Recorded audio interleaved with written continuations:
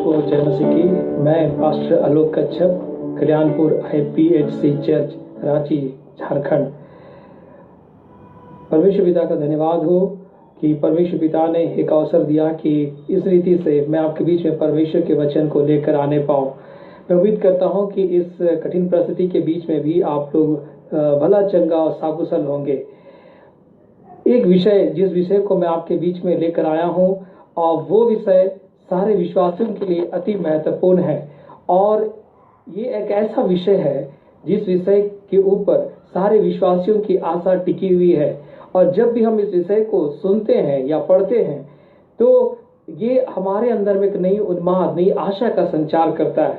हमें बहुत बार हमने इस विषय के बारे में हमने सुना है, हो सकता है हमने इस पर प्रचार भी किया है। और ये विषय है यीशु मसीह का दोबारा आगमन। जी हाँ, second coming of Jesus Christ. ये एक बहुत ही महत्वपूर्ण विषय है।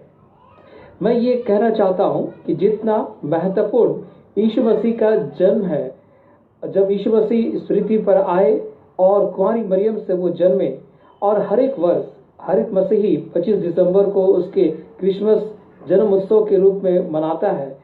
तो जितना महत्वपूर्ण क्रिसमस है हम मसीहों के लिए, सारे जगत के लिए, उतना ही महत्वपूर्ण और सच यीशु मसीह का दोबारा आगमन भी है। यदि हम यीशु मसीह के जन्म पर विश्वास करते हैं तो हमें यीशु मसीह के दोबारा आगमन पर भी विश्वास करना अति महत्वपूर्ण है। हम प्रियो, आइए इस विषय को सीखने के लिए मेरे साथ मिलकर निकाल लेंगे मत्ती रचित सुसमाचार, उसका 24 अध्याय 1 पद से लेकर 14 पद तक। यहाँ ऐसा लिखा है, जब यीशु मंदिर से निकलकर जा रहा था तो उसके चेले उसको मंदिर की रचना दिखाने के लिए उसके पास आए। उसने उनसे कहा, तुम यह सब देख रहे हो ना? मैं तुमसे सच कहता हूं, यहाँ पत्थर पर पत्थर भी ना छूटेगा जो ढाया ना जाएगा। जब वह जैतून पहाड़ पर बैठा था तो उसके चेलों ने एकांत में उसके पास आकर कहा, हमें बता कि ये बातें कब होगी, तेरे आने का और जगत के अंत का क्या चिन्ह होगा? यीशु ने उनको उत्तर दिया, सावधान रहो, कोई तुम्हें भरमाने ना पाए, क्योंकि बहुत से ऐसे होंगे जो मेरे नाम से आकर कहेंगे मैं मसीह हूं, और बहुतों को भरमाएंगे। तुम लड़ाइयों और लड़ाइयों की चर्चा सुनोगे तो घबरा ना जाना, क्योंकि इनका होना अवश्य है, परंतु उस समय अंत ना होगा। क्योंकि जाति पर जाति और राज्य पर राज्य चढ़ाई करेगा, और जगह जगह अकाल पड़ेंगे और भूकंप होंगे। ये सब बातें पीड़ाओं का आरंभ होगी। तब वे कलेश देने के लिए तुम्हें पकड़वाएंगे और तुम्हें मार डालेंगे, और मेरे नाम के कारण सब जातियों के लोग तुमसे बैर रखेंगे। तब बहुत से ठोकर खाएंगे और एक दूसरे को पकड़वाएंगे और एक दूसरे से बैर रखेंगे। बहुत से झूठे भविष्यवक्ता उठ खड़े होंगे और बहुतों को भरमाएंगे। अधर्म के बढ़ने से बहुतों का प्रेम ठंडा पड़ जाएगा, परंतु जो अंत तक धीरज धरेगा उसी का उद्धार होगा। और राज्य का यह सुसमाचार सारे जगत में प्रचार किया जाएगा कि सब जातियों पर गवाही हो, तब अंत आ जाएगा। मेरे प्रियो, यहाँ पर जिस वचन को हम लोगों ने पढ़ा है, यहाँ पर यीशु के चेले यीशु से वास्तव में 3 सवाल पूछ रहे हैं। जब यीशु मसीह ने उस यरूशलेम के मंदिर को ने दिखाया, और दिखाने के बाद उसने ये कहा कि ये सब जो तुम देख रहे हो, मैं तुमसे सच कहता हूं, यहाँ पत्थर पर पत्थर भी ना छूटेगा जो ढाया ना जाएगा। उसके बाद जब अकेले में जैतून पहाड़ पर चेले यीशु के साथ बैठे हुए थे, उसके पास आकर यीशु से 3 सवाल पूछते हैं। पहला सवाल कि जो यीशु ने जिस बात की चर्चा की कि ये यरूशलेम का मंदिर कब पूरी तरह से ढा दिया जाएगा, जो तीसरे पद में हम देखते हैं, ये बातें कब होगी, जो यीशु ने कहा ये मंदिर कब ढा दिया जाएगा। दूसरा सवाल, तेरे आने का क्या चिन्ह होगा। तीसरा सवाल, जगत के अंत का क्या चिन्ह होगा। ये 3 मुख्य सवाल थे जो यीशु के चेले यीशु से एकांत में जैतून पहाड़ पर पूछ रहे थे। पहला सवाल जो यीशु से पूछा गया था कि ये यरूशलेम का मंदिर जिसके बारे में आपने अभी कहा है, ये कब ढा दिया जाएगा, कब ये सत्यानाश होगा। यीशु मसीह ने जो इस बात के बारे में चेलों से चर्चा किया, यीशु के कहने के 40 वर्षों के बाद ये यरूशलेम का मंदिर जो सोने और संगमरमर से बना हुआ था, रोमी सैनिकों के द्वारा 70 एडी में पूरी तरह से ढा दिया गया और वहां पर कुछ भी दिखाई नहीं देता है। इस प्रकार से पहले सवाल का उत्तर हमें मिल जाता है। आइए हम दूसरे और तीसरे सवाल के उत्तर को हम देखें। दूसरा सवाल जो यीशु के चेलों ने यीशु से पूछा था कि तेरे आने का क्या चिन्ह होगा।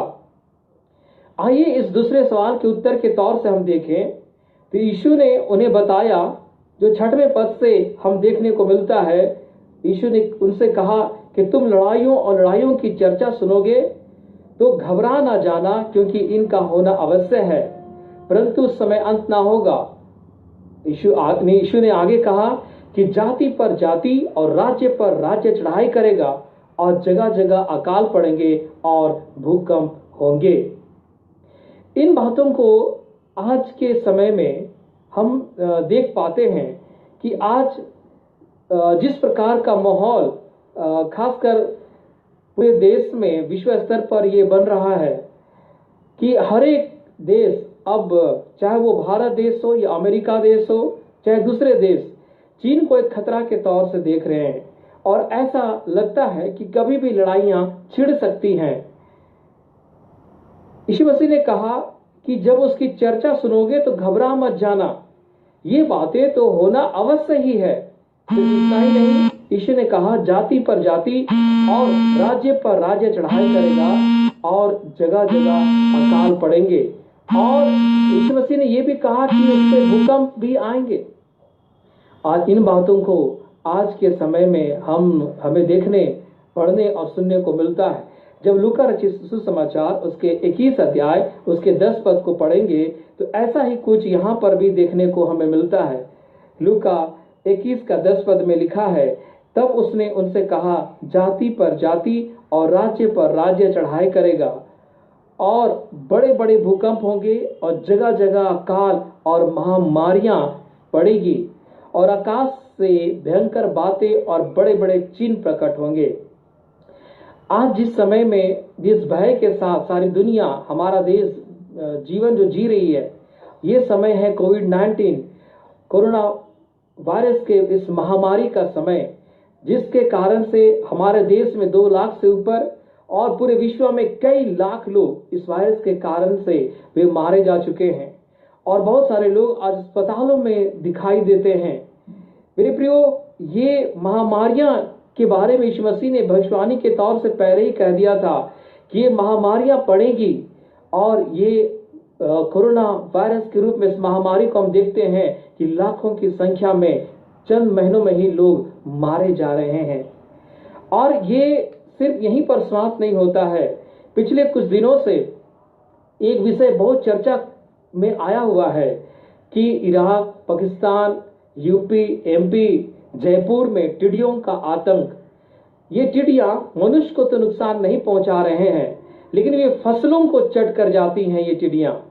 और ये टिड्डियों का आना इस बात का भी प्रतीक के रूप में देखा जा रहा है कि कहीं ना कहीं ये फसल और अनाज को नुकसान पहुंचाने के द्वारा कहीं ये हमारे देश में भी या पूरी दुनिया में भी कहीं अकाल लेकर ना आ जाए।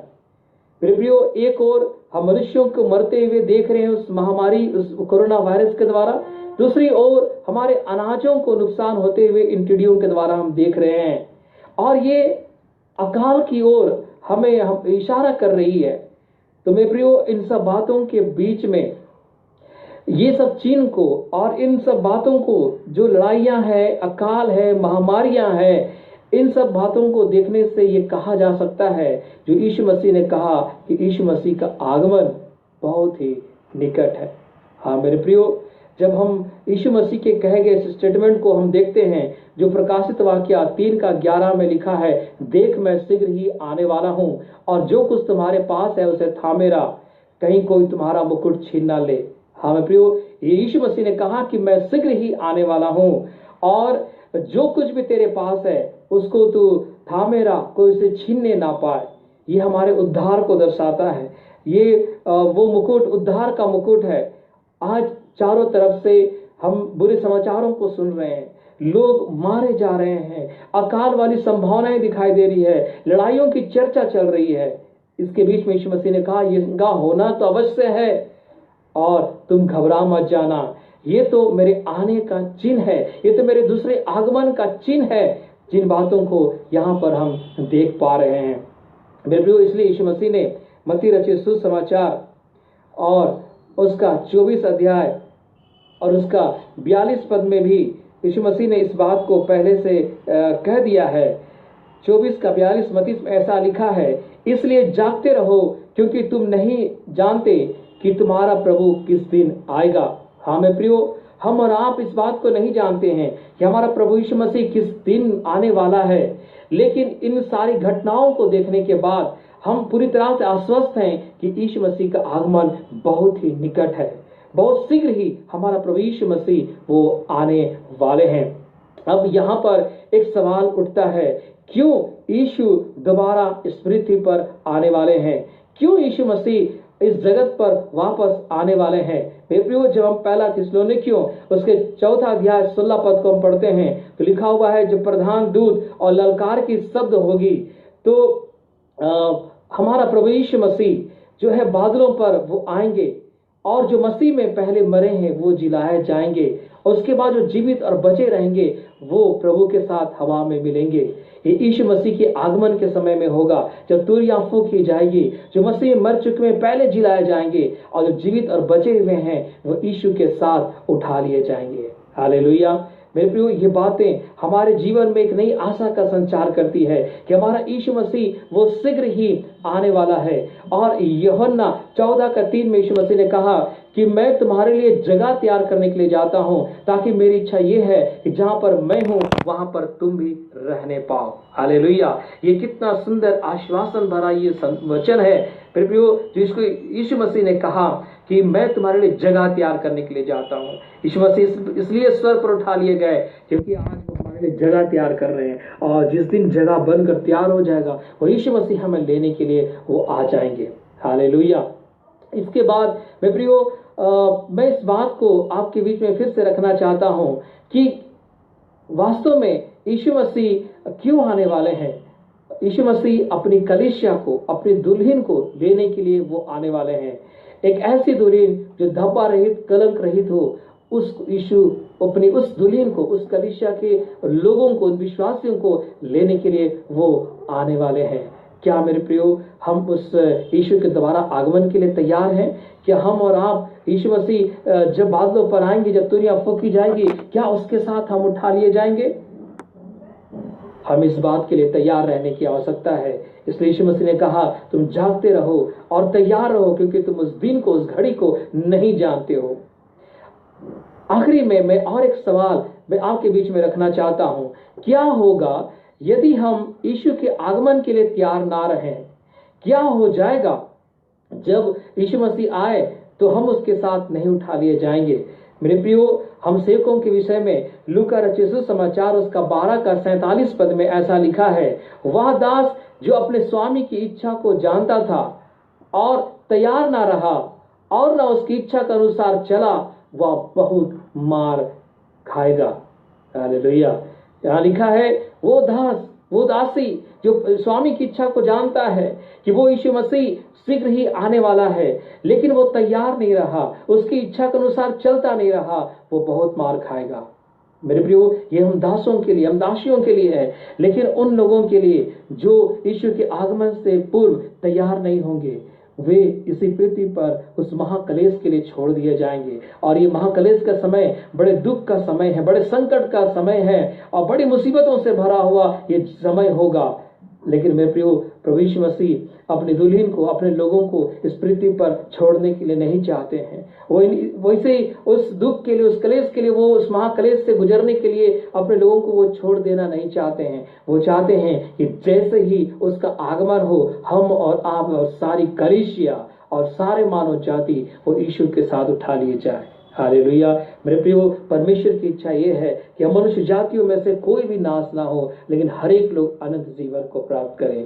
और ये काम सिर्फ हम यीशु पर विश्वास करने के द्वारा ही हम प्राप्त कर सकते हैं। जब हम यीशु पर विश्वास करते हैं, फिर भी हम इस बात पर विश्वास करें कि जिस दिन फिर से यीशु मसीह बादलों पर आएगा, हम उसके साथ उठा लिए जाएंगे। मेरे प्रियो, आइए हम प्रार्थना करें। महान सामर्थ्य अनुग्रहकारी परमेश्वर पिता, यीशु के नाम से हम तेरे चरणों में आते हैं और हम प्रार्थना करते हैं, जो वचनों को आज हमने सुना और सीखा, उसके अनुसार प्रभु हमें तैयारी से भरा हुआ जीवन दे प्यारे प्रभु जी, ताकि पिता परमेश्वर जब यीशु मसीह हमारे बीच में पुनः आते हैं, हम उसके साथ सारी कलीसिया के लोग उठा लिए जाने पाए और उन सब बात के द्वारा प्रभु तेरे नाम को बड़ी महिमा मिले। धन्यवाद करते हैं इस वचन के लिए।